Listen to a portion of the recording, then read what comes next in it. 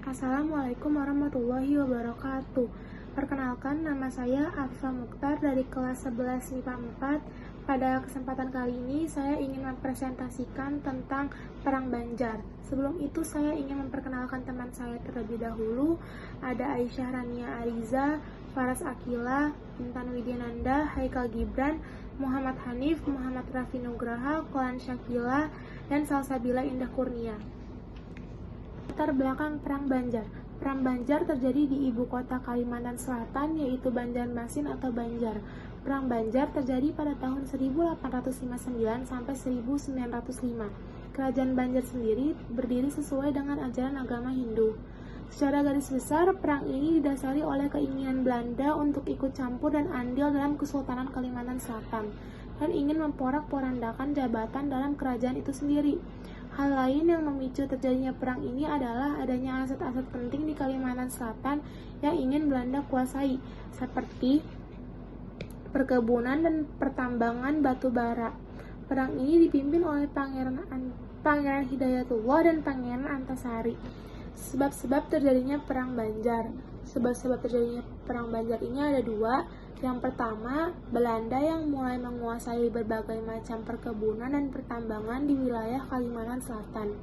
Banyaknya kekayaan alam yang berada di wilayah daerah Kalimantan Selatan nampaknya membuat Belanda gelap mata dan menginginkan andil yang begitu besar pada hasil-hasil perkebunan dan pertambangan yang berlimpah itu.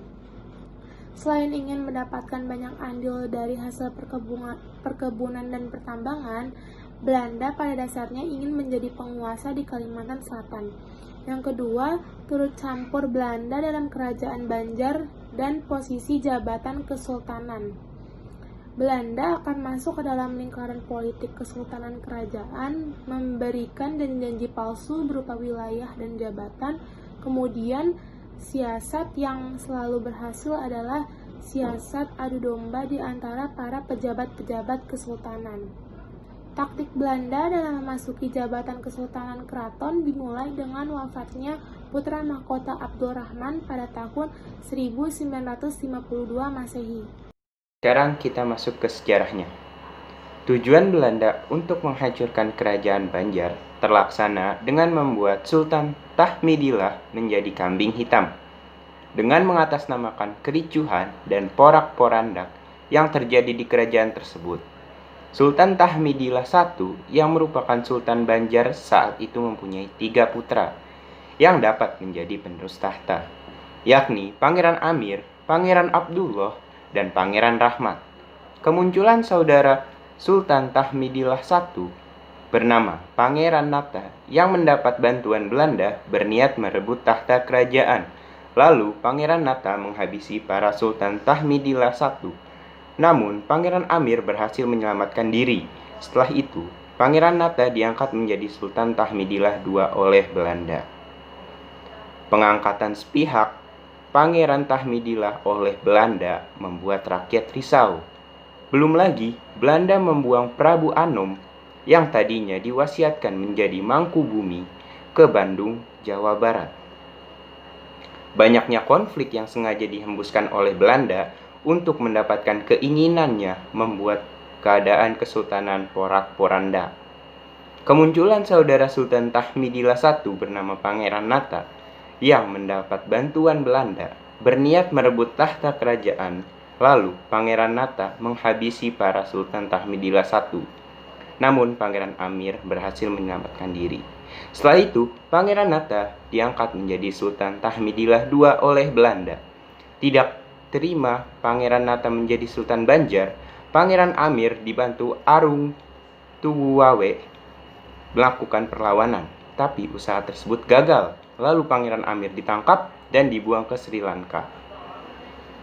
Sultan Tahmidillah II mangkat dan tahtanya digantikan oleh Sultan Sulaiman. Setelah 2 tahun pemerintahan jatuh ke tangan Sultan Adam. Kini wilayah Banjar hanya tersisa Banjarmasin, Hulu Sungai, dan Martapura, karena wilayah lainnya sudah diambil alih oleh Belanda, sebab kesepakatan yang dilakukan. Tindakan dan perlakuan Belanda yang menindas dan seenaknya sendiri membuat rakyat Banjar geram. Rakyat Banjar kemudian memulai perlawanan dengan perang agama. Kelemahan Sultan Tahmidillah menyebabkan kekalutan. Pangeran Antasari di sini hadir sebagai pemimpin rakyat Banjar yang sudah muak atas perlakuan Belanda. Lalu ia mengajak Pangeran Hidayatullah. Kemudian pada 28 April 1859, Perang Banjar meletus. Pangeran Antasari memimpin Kesultanan Banjar dengan bantuan Pangeran Hidayatullah, Pangeran Amrullah, Demang Lehman, Tumenggung, Haji Buyasin, dan lain sebagainya. Mereka menyerbu tambang Nassau, Orange, dan benteng Pengaron milik Belanda. Melihat hal yang terjadi, pihak kolonial melakukan intervensi dan mengutus Kolonel Augustus Johannes dan Letnan Kolonel Verspik untuk memimpin komando. Pangeran Hidayatullah yang berpihak pada rakyat semakin terlihat jelas dan ia jadi anti Belanda. Ia menolak menyerah pada pihak Belanda. Akhirnya, Kesultanan Banjar dihapuskan oleh Belanda pada Juni 1860 dan menugaskan seorang petinggi Belanda mengambil alih Kesultanan Banjar. Perang yang terjadi semakin meluas ketika kepala daerah dan ulama bergabung dengan pemberontak. Namun, pemberontakan tersebut mudah digagalkan karena persenjataan pihak Banjar kurang canggih dan memadai dibandingkan dengan pihak Belanda. Pada tahun 1861, Pangeran Hidayatullah menyerah diri lalu ia diasingkan ke Cianjur. Hal tersebut mengakibatkan Pangeran Antasari menjadi pemimpin pemberontakan dan keturunan Kesultanan Banjar satu-satunya yang masih ingin mengalahkan Belanda. Kedudukannya diperkuat menjadi pemimpin tertinggi. Pangeran Antasari menyatakan semboyan yang berbunyi, "Hidup untuk Allah dan mati untuk Allah." Kemudian ia diberi gelar Panembahan Amiruddin Khalifatul Mukminin oleh rakyat, alim ulama, dan pejuang. Kekalahan Kesultanan Banjar semakin nampak. Belanda memperoleh berbagai pasokan kebutuhan perang dan pasukan bantuan dari Batavia. Pangeran Antasari mengalihkan markas komando ke Sungai Teweh dan ia dibantu kedua putranya yang bernama Gusti Muhammad Said dan Gusti Muhammad Seman. Selain itu, bantuan juga datang dari Kiai Demang Lehman dan Tumenggung Surapati. Akan tetapi, setelah beberapa hari, Pangeran Antasari mangkat dan dikebumikan di hulu Teweh. Meski sang pemimpin wafat, pemberontakan terus berlanjut dengan dipimpin kedua putra Pangeran Antasari. Menjelang akhir perang, Tumenggung Aryapati dan Kiai Demang Lehman berhasil tertangkap Belanda serta membunuh Tumenggung Macanegara, Tumenggung Naro, Panglima Bukhari, dan Rashid. Sedangkan Pangeran Perbatasari yang merupakan menantu Pangeran Antasari berhasil ditangkap di Kalimantan Timur pada saat pertempuran tahun 1866. Lalu ia dibuang ke Tondano, Sulawesi Utara. Panglima Bangkumpai ditangkap pihak Belanda lalu dihukum gantung pada tahun 1905 di Banjarmasin, sedangkan Gusti Muhammad Seman mangkat dalam pertempuran Baras Kuning di Barito. Penyebab umum terjadinya Perang Banjar. Pertama, ketidaksenangan rakyat Banjar dengan tindakan Belanda yang merajalelanya pengambil alihan perkebunan dan pertambangan di Kalimantan Selatan. 2. Belanda terlalu banyak mencampuri urusan kesultanan. 3. Tujuan Belanda mengambil alih Kalimantan Selatan karena ditemukan tambang batu bara di sana. Penyebab khusus terjadinya Perang Banjar. Belanda mengangkat Sultan Tamjidullah sebagai Sultan Banjar yang seharusnya dipegang oleh Pangeran Hidayatullah.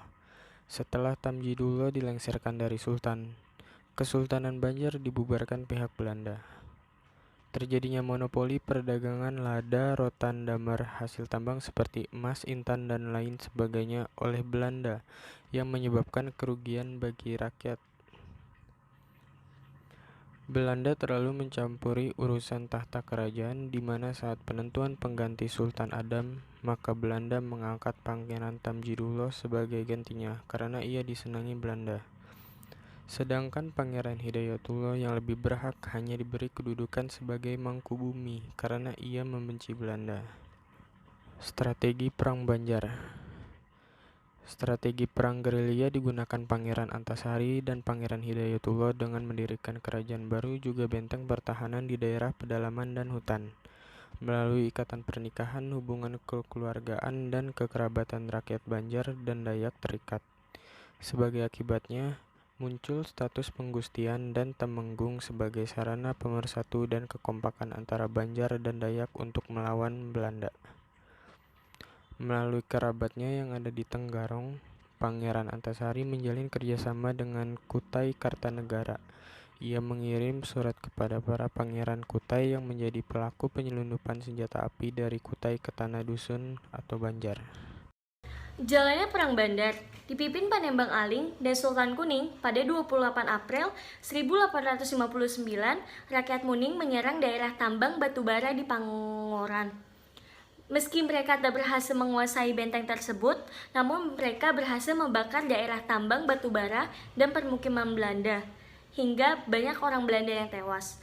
Pasukan Muning juga menyerbu perkebunan milik Belanda yang berada di Gunung Jabok, Kalangan, dan Bangkal. Kemudian meletuslah Perang Banjar. Akibat hal tersebut, pemerintah Banjar makin berantakan. Tak banyak yang bisa dilakukan oleh Sultan Tamjidillah untuk meredam kekacauan yang terjadi. Akibat ia tidak disukai rakyat, maka Belanda meminta ia untuk turun tahta. Kemudian Sultan Tamjidillah secara resmi mengundurkan diri pada 25 Juni 1859 dan mengembalikan kekuasaan Banjar pada Belanda. Lalu ia dibuang ke Bogor. Pangeran Hidayatullah sempat dibujuk Belanda untuk bergabung dengan mereka, dan ia akan dijadikan Sultan Banjar. Namun ia menolak dengan tegas karena ia menilai hal tersebut hanyalah tipu daya dari pihak Belanda. Pada Agustus 1859, bersama dengan Haji Bu Yasin, Kiai Langlang, Kiai Demang Lehman, pasukan Pangeran Antasari berhasil menyerbu benteng Belanda di Tabanio. Selain itu, pasukan Surapati berhasil menenggelamkan kapal Ornrus milik Belanda yang berada di hulu Sungai Barito, Lontotuor, dan merebut senjata di sana. Pada Agustus sampai September tahun 1859, Perang Banjar meluas ke 3 wilayah di Banua Lima, Martapura, dan Tanah Laut, serta sepanjang Sungai Barito. Pasukan Kiai Demang Lehman yang berupaya mempertahankan benteng Tabanio yang telah mereka kuasai dari serangan Belanda. Dalam pertempuran tersebut, banyak korban berjatuhan, termasuk 9 serdadu Belanda. Selain itu, Belanda menambah pasukan lalu berhasil mengambil ahli benteng Tabanio, namun pasukan Demang Lehman berhasil lolos. Selanjutnya, kekuatan pasukan Demang Lehman dipusatkan di benteng pertahanan di Gunung Lawak, Tanah Laut. Namun benteng tersebut kembali diserang Belanda dan akhirnya Demang Lehman tewas.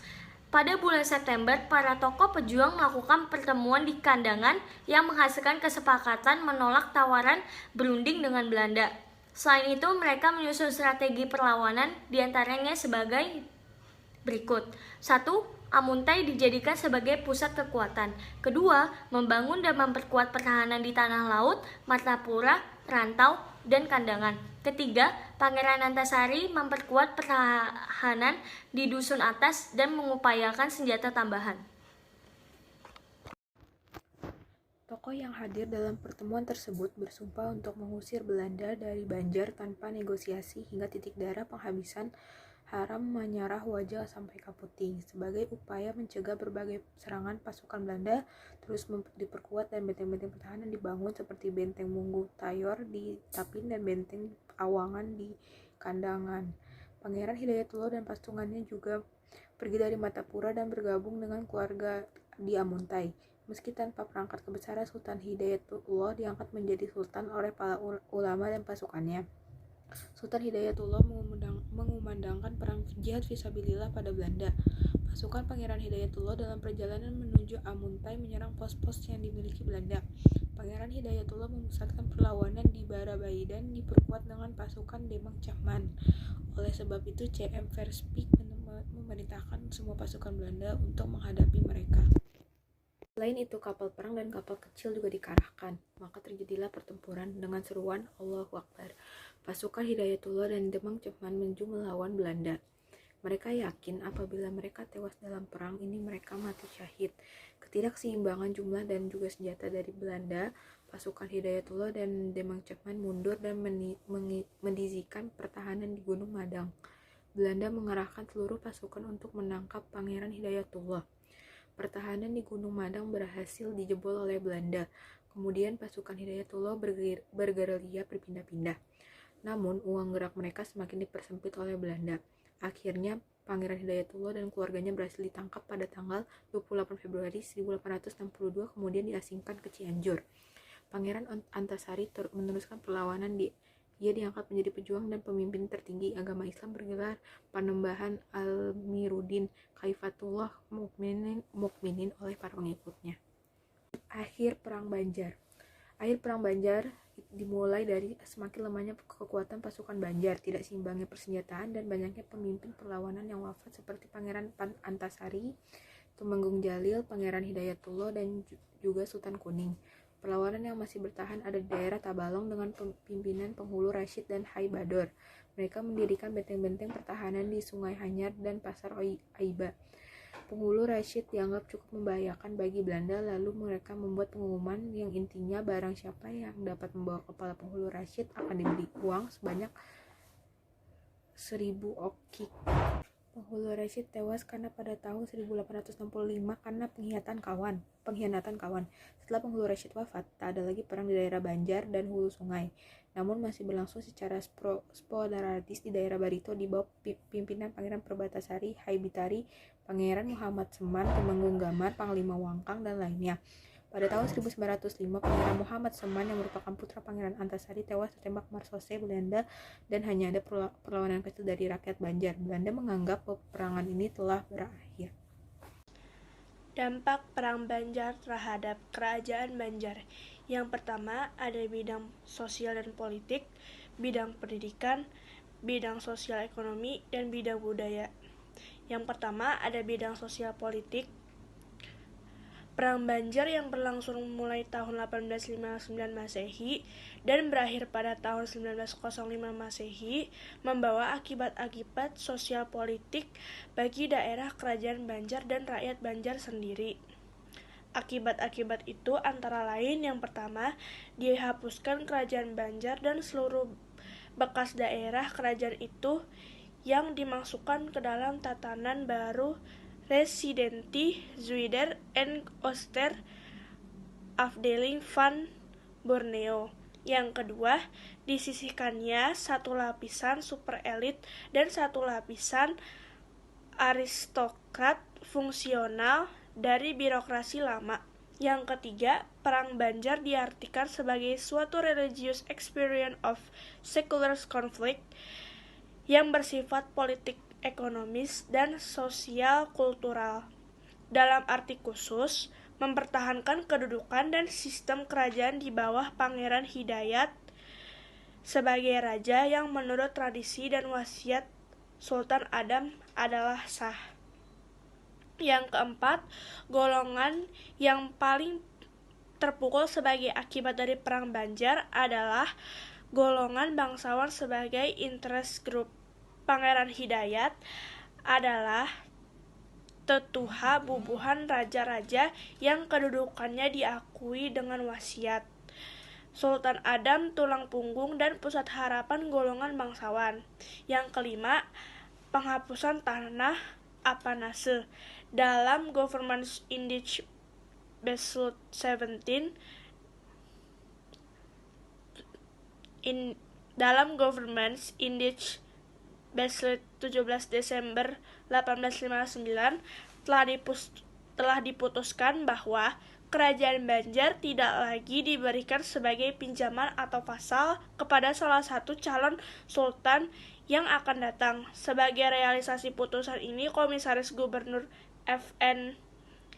Nieuwenhuizen telah mengeluarkan Besluit 11 Juni 1860 nomor 24 berupa proklamasi penghapusan Kerajaan Banjar.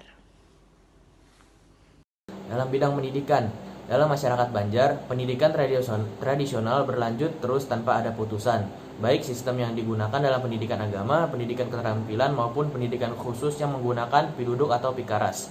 Piduduk untuk belajar ilmu kanan atau bersih yang diperlukan untuk piduduk pemberian pengukuhan yang terdiri atas beras 3 liter, gula, kelapa 1 buah, telur 1 buah, garam 1 biji, benang hitam, dan jarum. Sedangkan pakiras untuk belajar ilmu hitam dan yang diperlukan untuk pakiras seperti paku, sebatang jarum, sebuah pisau belati, dan uang yang dulu ditetapkan jumlahnya. Seiring dengan daerah kerajaan Banjar yang telah dihapuskan dan dimasukkan ke dalam suatu bentuk ketatanegaraan baru menjadi sebuah residensi dari pemerintahan Hindia Belanda. Untuk mengkonsolidasi pemerintahan dibentuk organisasi baru yang modern dan sentralistis. Golongan bangsawan fungsional yang merupakan elit ruling class lenyap dan bangsawan fungsional yang sebelumnya membantu Belanda dalam perang Banjar mendapat tempat dalam birokrasi baru ini. Dengan dasar kriteria turunan dan otoritas karisma, golongan bangsawan memperoleh kepercayaan menjabat sebagai Rijen sebagai jabatan golongan tertinggi. Kemudian Kiai sebagai kepala distrik, sebagai Jakasa, sebagai kepala polisi dan jabatan lainnya. Kriteria pemilihan pegawai untuk menduduki jabatan tertentu kemudian berubah sesuai dengan perkembangan masa itu. Untuk jabatan sebagai kiai yang menggepalai sebuah distrik diperlukan lulusan pendidikan Osvia atau Mosvia dan sekolah raja.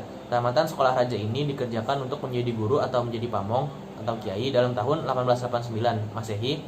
Sekolah raja ini ditutup kembali karena jumlah tamatannya dianggap sudah jenuh untuk mengisi lowongan kerja di daerah.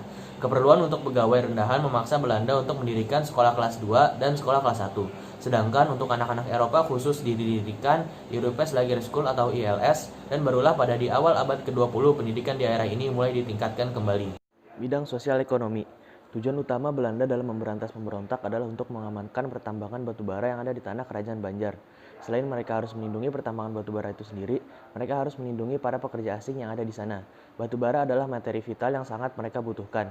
Sampai pada berakhirnya masa Perang Banjar inilah, maka dikuasainya tambang batubara dan perkebunan di daerah Kalimantan Selatan. Perubahan status sosial ekonomi sesudah tahun 1863 Masehi, setelah Perang Banjar selesai pada tahun 1905 Masehi, daerah dan masyarakat Banjar mengalami perubahan. Orang Banjar sebagai warga negara dari sebuah kerajaan adalah sebuah bangsa, yaitu bangsa Banjar yang mempunyai kedudukan sederajat dengan bangsa-bangsa merdeka lainnya. Tetapi setelah perang usai, bangsa Banjar yang sebelumnya adalah bangsa merdeka turun derajatnya menjadi bangsa jajahan dan hanya dikenal sebagai orang Banjar, sebagai inlander dari penduduk Hindia Belanda. Pedagang Banjar muncul sebagai pedagang kelas menengah dan menguasai perdagangan hasil hutan daerah Barito. Perdagangan mereka cukup kuat dan perdagangan orang Banjar menggunakan kapal-kapal layar sendiri sampai menjalani rute Banjarmasin, Singapura, Madras, India.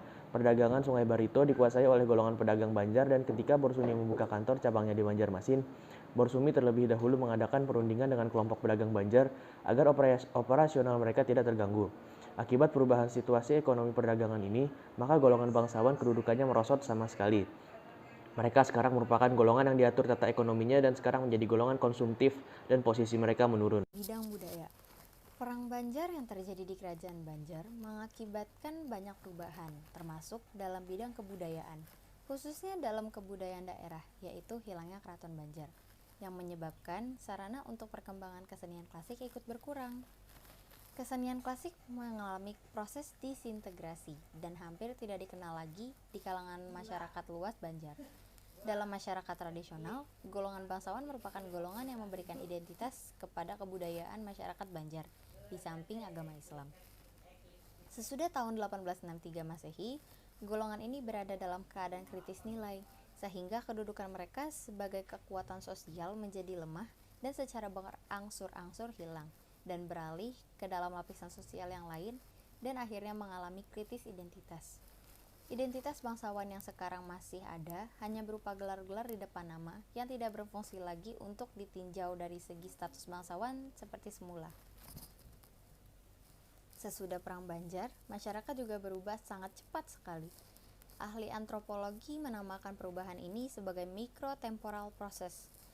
Hal ini karena diakibatkan akulturasi yang dipaksakan oleh penjajah dengan berbagai masalah sosial yang terjadi di dalam kerajaan Banjar, seperti 1. Penyakit menular yang merusak struktur pemerintahan masyarakat seperti cacar dan pes. 2. Perang Banjar yang mengakibatkan semakin berkurangnya jumlah penduduk laki-laki akibat kekalahan melawan Belanda. 3. Konflik antara keluarga dan kelompok interest yang sangat merugikan satu pihak. 4. Adanya suatu posisi subordinasi dan sebagai masyarakat yang merendahkan dalam pandangan masyarakat. Dalam kekalahan rakyat Banjar, wilayah Kalimantan Selatan dikuasai oleh pihak Belanda. Pertemuan budaya Banjar dengan budaya penguasa berlakulah hukum kekerasan. Karena pertemuan dua budaya ini berlaku dengan kekerasan, maka gerak perubahan budaya Banjar ini berjalan dengan cepat. Ini berupa akulturasi dengan budaya Belanda yang menang. dengan cepat sekali merubah bentuk desa, kota, dan masyarakat tradisional Banjar. Perubahan singkat ini merubah zahir ataupun batinnya dalam waktu yang singkat seperti 1. Jalan sungai ditambah dengan jalan raya. Belanda membuat jalan raya di hulu sungai dan Banjar Pelaihari. Dengan demikian, orang sungai ini mulai belajar berjalan di darat. Yang kedua, kampung berubah dengan sangat cepat. Rumah-rumah sekarang tidak didirikan semata-mata menghadap ke sungai karena jalan raya dibangun sepanjang sungai atau dengan membuat jalan-jalan dengan atasan-atasan khusus. Sekarang, rumah didirikan di sepanjang jalan dengan mukanya menghadap jalan raya dan belakangnya hutan. Belanda memaksa agar penduduk pindah rumah, dan bagi mereka yang tidak mau pindah, rumahnya akan dibakar dan dihancurkan. Hal ini dijalankan untuk keamanan Belanda sendiri, yaitu 1. Agar mudah mengumpulkan orang banyak atau penduduk. Yang kedua, mudah dengan cepat mendapatkan orang untuk pekerja rodi. Yang ketiga, dengan cepat mendapatkan kuli untuk mengangkut barang.